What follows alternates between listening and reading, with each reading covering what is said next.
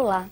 Na aula de hoje nós falaremos sobre a produção literária do século XVIII em Portugal, ou seja, nós falaremos do arcadismo português.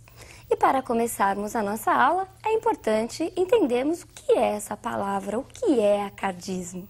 Vejamos essa imagem. Arcadismo vem da palavra Arcádia, nome de uma região montanhosa do Peloponeso, na Grécia. Essa região era considerada, no plano mitológico, como o lugar de morada dos deuses, e no plano real, Arcádia era uma região habitada por pastores, que, além do pastoreio, dedicavam-se à poesia. Mas você deve estar me perguntando, Edna, qual a relação disso com a literatura? É isso que nós veremos na aula de hoje. Em Portugal, o arcadismo tem início por volta lá de meados do século XVIII. Ele é o movimento primordial do século XVIII.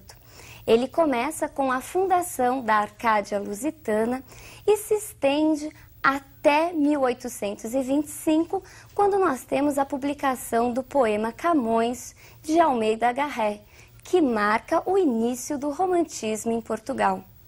O contexto histórico do arcadismo é um contexto muito importante, é um contexto de muitas transformações. Neste momento, nós temos aí um grande movimento chamado Iluminismo. Iluminismo, como o próprio nome já sugere, é um movimento que tem por objetivo iluminar, clarear os valores e as verdades do período. Mas essa iluminação sob a luz da ciência e da razão. Tudo isso, de alguma maneira, acaba se refletindo na produção literária do período. No arcadismo, nós conseguimos, muitas vezes, aquilo que o barroco sempre se propôs, a fusão entre fé e razão. Neste momento, nós temos o surgimento das Arcádias. E o que foram essas Arcádias?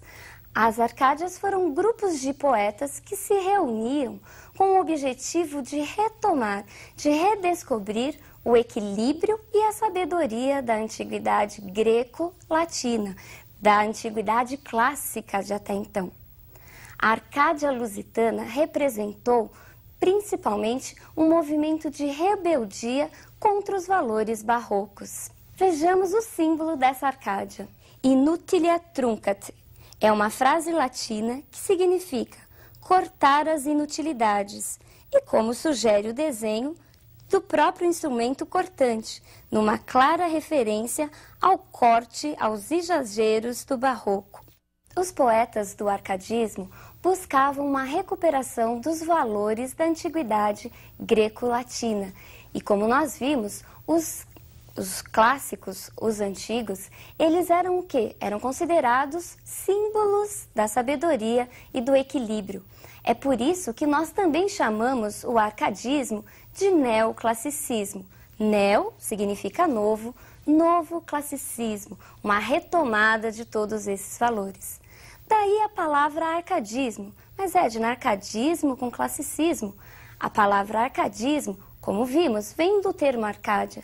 E a Arcádia, morada dos pastores, era o sinônimo desse equilíbrio, dessa tranquilidade, dessa vida em contato com a natureza.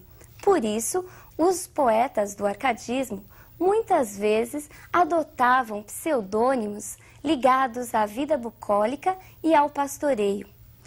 Tudo isso acaba se refletindo na produção literária do momento. Vejamos agora as principais características do arcadismo. Equilíbrio. Os Árcades propunham o retorno aos modelos clássicos, porque neles encontravam o equilíbrio dos sentimentos por meio da razão. A razão era vista como a força controladora dos excessos. O arcadismo, ao contrário do barroco, buscava uma linguagem simples, com períodos diretos e vocabulário fácil, sem o uso excessivo de figuras de linguagens, cortando tudo o que fosse inútil e exagerado. Para eles, a literatura deveria ter um caráter mais didático, contribuindo para a formação da consciência. Os Árcades exaltavam a simplicidade, a humildade, e para eles isso só seria possível se eles estivessem em contato com a natureza. Vejamos a segunda característica, o bucolismo.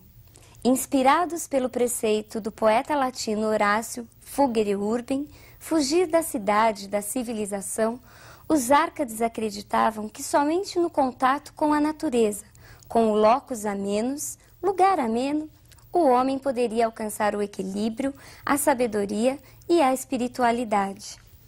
Numa época em que acontecia o crescimento das cidades, principalmente impulsionado pelo grande e acelerado desenvolvimento industrial, os árcades pregavam um retorno à vida no campo, um retorno ao contato com a natureza.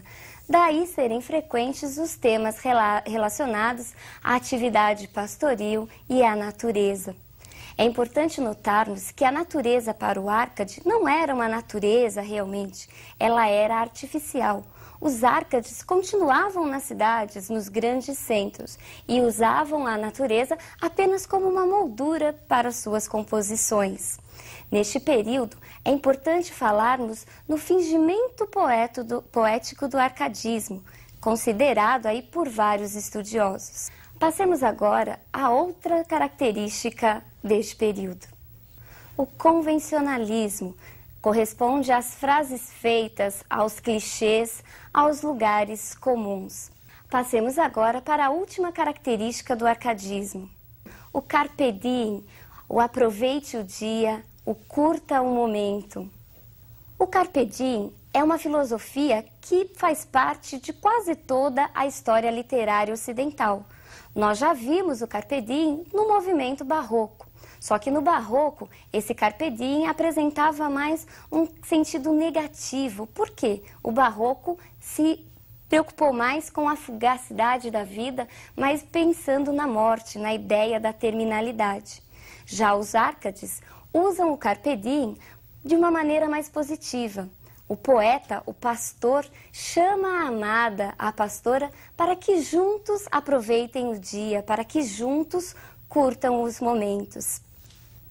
Dentre os poetas árcades de Portugal, o que mais se destacou foi Manuel Maria Barbosa do Bocage, ou simplesmente Bocage. Vejamos sua imagem.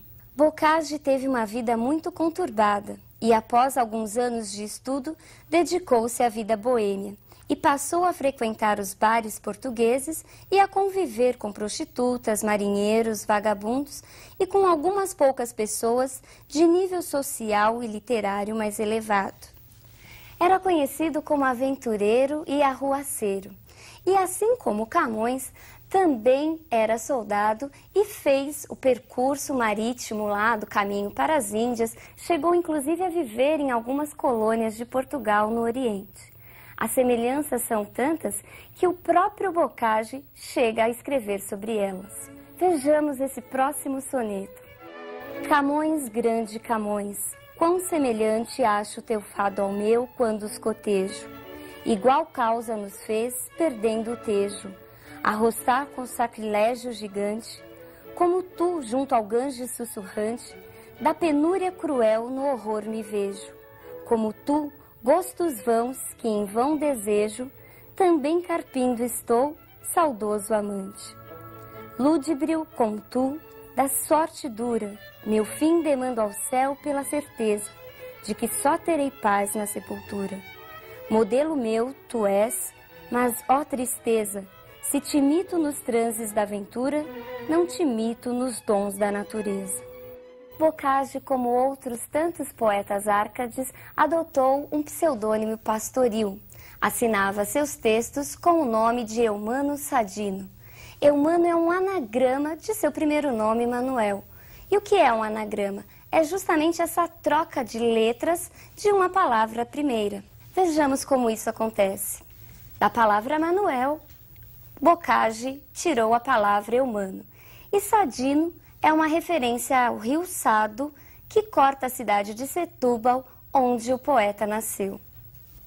Os estudiosos costumam dividir sua obra em dois momentos, um momento lírico e um momento satírico. Sua poesia lírica se mostra presa aos preceitos, aos valores do arcadismo. Aparecem em seus textos os pastores, as pastoras e as cenas naturais.